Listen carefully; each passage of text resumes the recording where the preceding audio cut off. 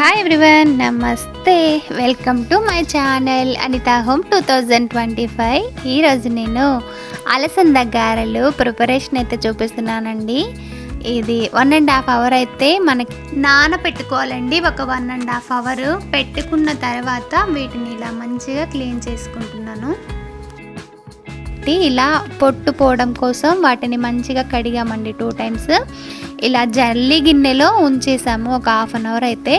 మేము ఇలా స్పెషల్గా మిక్సీ వేయట్లేదు, రోట్లో రోల్తోటి రుబ్బి చేసుకున్నామండి. చాలా అంటే చాలా టేస్టీగా వచ్చాయి.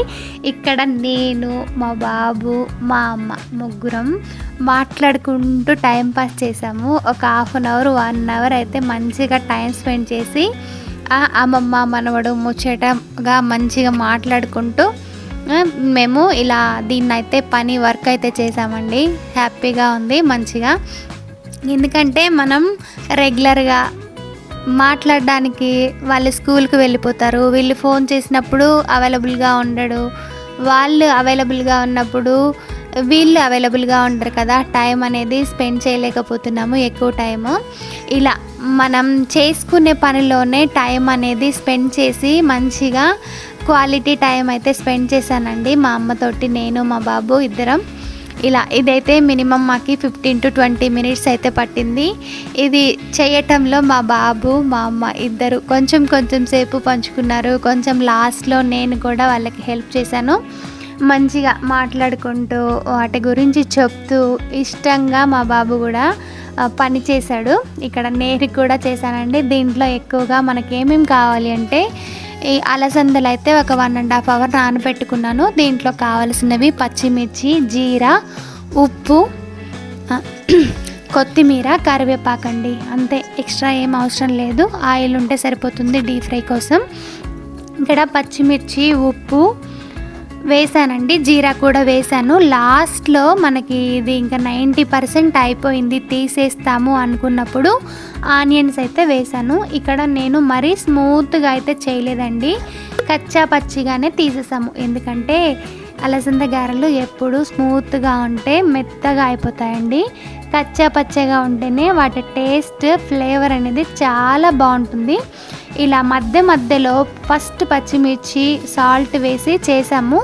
తర్వాత లాస్ట్కి వచ్చేసరికి అంటే మనకి మెదుగుతూ ఉన్న అంత టైంలో కొంచెం పసుపు, అప్పుడప్పుడు జీరా, ఉల్లిపాయలు ఇలా అప్పుడొకటి యాడ్ చేసాం లాస్ట్ వరకు. ఇలా మొత్తాన్ని యాడ్ చేసి మనకు ఏ విధంగా అయితే ఎంత స్మూత్గా, రఫ్గా కావాలా, స్మూత్గా కావాలనేది సెలెక్ట్ చేసుకొని మనకి పిండి పట్టుకొని టచ్ చేస్తే తెలుస్తుందండి అది ఎంత మెత్తగా అయింది, రఫ్గా వస్తుంది అనేది.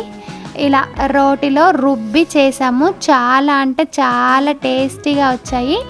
దీనితో పాటు కాంబినేషన్లో ఉల్లిపాయ పచ్చడి కూడా చేసాము. దాన్ని కూడా ఇది అయిపోయిన తర్వాత దీన్ని తీసేసి వెంటనే ఇదే రోట్లో ఆనియన్స్ కూడా వేసి ఆనియన్స్ది చట్నీ అయితే చేసాము. ఇలా మొత్తం తీసేసామండి ఒక గిన్నెకి అయితే తీసుకొని. ఇక్కడ క్లీన్ కూడా ఇదైతే చాలా బాగుంటుంది కదా, మనకి చూడటానికి మెమొరీ లాగా ఉంటుంది కదా. ఇలా ఆయిల్ పెట్టేసి వెలిగించేసి పక్కనే చెప్పాను కదా ఆనియన్స్ చట్నీ కూడా చేసాము అని, సేమ్ అదే రోట్లో వేసి అయితే చేసాము. దీనికి కావాల్సింది ఎక్స్ట్రా ఏం లేదండి. మేము దీనికి జీరా, ఉప్పు, కొంచెం కారం అయితే యూజ్ చేసాము, అంతే. ఎక్స్ట్రా ఏం చేయలేదు. ఇది కూడా మరీ మెత్తగా అయితే నేను ఏం చేయలేదండి, కచ్చా పచ్చిగా చేసాము.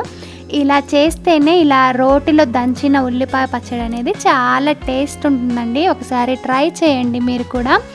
మరీ స్మూత్గా చేయలేదు, మంచిగా ఇలా అయితే కచ్చా పచ్చగా చేసుకున్నాను.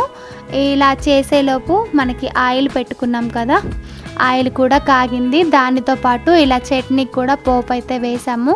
ఈ పోపు అయిపోయింది, గిన్నెలో తీసేసుకున్నాం కదా. ఈ పోపు దీంట్లో ఇలా చట్నీ అయితే వేసుకున్నాము. ఇలా వడలు కూడా మనం మంచిగా చేసేసుకొని మిడిల్లో హోల్ పెట్టేసేసి ఇలా వేసేస్తే మంచిగా వస్తాయండి, గోల్డెన్ కలర్లో వచ్చేస్తాయి కదా.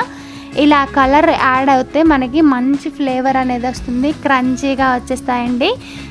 ఈ అలసంద గారెలకి ఆయిల్ అయితే ఎక్కువగా పట్టదండి. అసలు రాని వాళ్ళు కూడా ట్రై చేయొచ్చు, సింపుల్ మెథడ్లో చేసుకోవచ్చు. చాలా టేస్టీగా ఉంటాయి. ఈ వీడియో మీకు ఎలా అనిపించింది? మీలో ఎంతమందికి ఇలా రోటిలో రుబ్బి చేసుకునే అలవాటు ఉంది? అది తిన్న వాళ్ళు ఎవరైనా ఉన్నారా? ఉంటే ఒకసారి కామెంట్ పెట్టండి. మీకు మిక్సీలో వేసిన గారెలు ఇష్టమా, ఇలా రోటితో రుబ్బి చేసుకున్న గారెలు ఇష్టమా? ఏది బాగుంటాయి? టేస్ట్ ఏది బాగుంటుంది? మీరు అమ్మ వాళ్ళ ఇంటికి కానీ అమ్మమ్మ వాళ్ళ ఇంటికి కానీ వెళ్ళినప్పుడు ఇలాంటి ఎక్స్పీరియన్స్ ఎవరికైనా ఉందా? షేర్ చేయండి. నా వీడియో మీకు నచ్చినట్లయితే లైక్ చేయండి, కామెంట్ చేయండి, షేర్ చేయండి. Thank you for watching.